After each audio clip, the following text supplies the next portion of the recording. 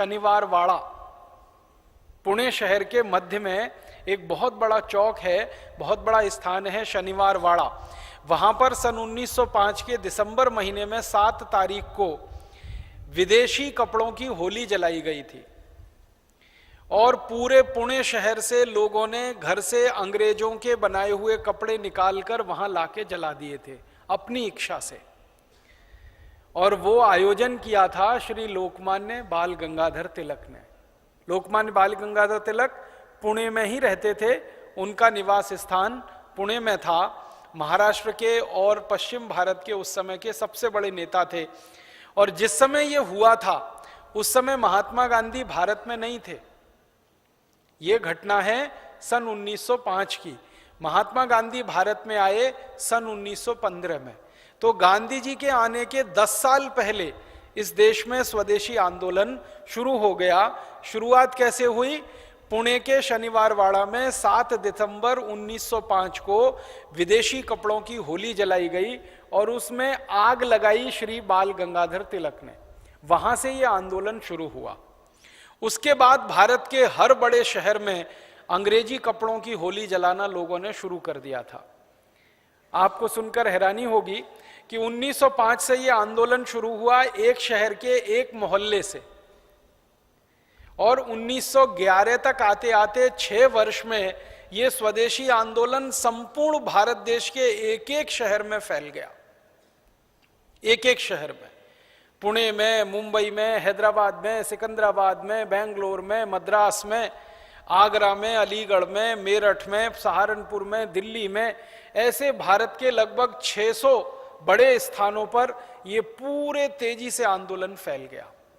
और आपको यह सुनकर भी हैरानी होगी कि श्रीमान लोक बाल गंगाधर तिलक एक बड़े नेता, लाला लाजपत राय दूसरे बड़े नेता और विपिन चंद्र पाल तीसरे बड़े नेता। विपिन चंद्र पाल बंगाल के बड़े नेता थे उस समय।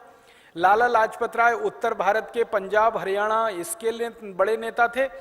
और लोकमान्य तिलक महाराष्ट्र और पूरे पश्चिम भारत के।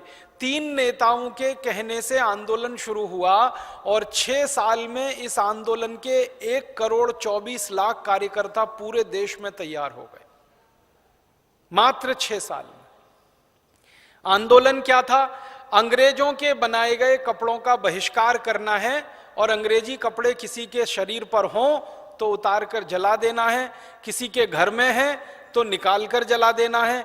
हर तरह से अंग्रेजी कपड़ों का बहिष्कार करना है। और अंग्रेजी कपड़ों के अलावा अंग्रेजों की बनाई गई हर वस्तु का बहिष्कार करना है। उस जमाने में हमारे देश में ज्यादातर चीजें जो थी ना, वो इंग्लैंड से आती थी बन के।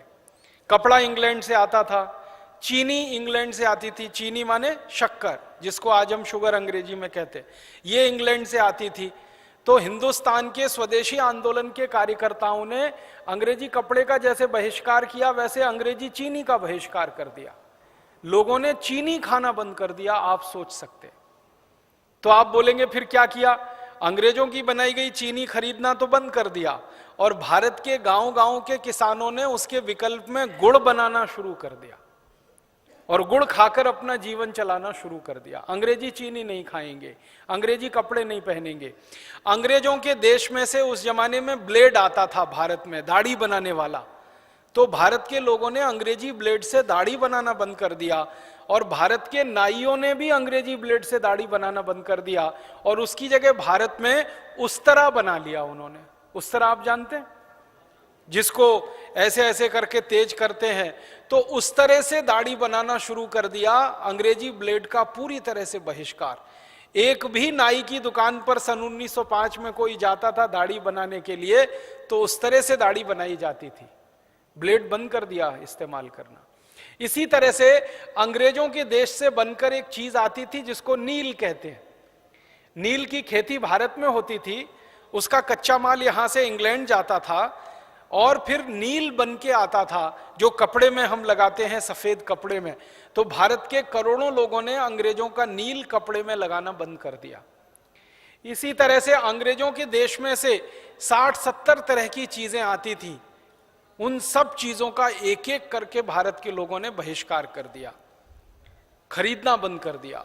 और अंग्रेजों की ये चीजें जिन दुकानों पर बिकती थी वहां पर लोग जाकर सत्याग्रह करते थे। जैसे अंग्रेजी वस्तु बेचने की दुकानें होती है ना, आज भी हमारे देश में बड़े बड़े शहरों में विदेशी माल बेचने की दुकान होती है ना, उसमें लिखा रहता है विदेशी माल,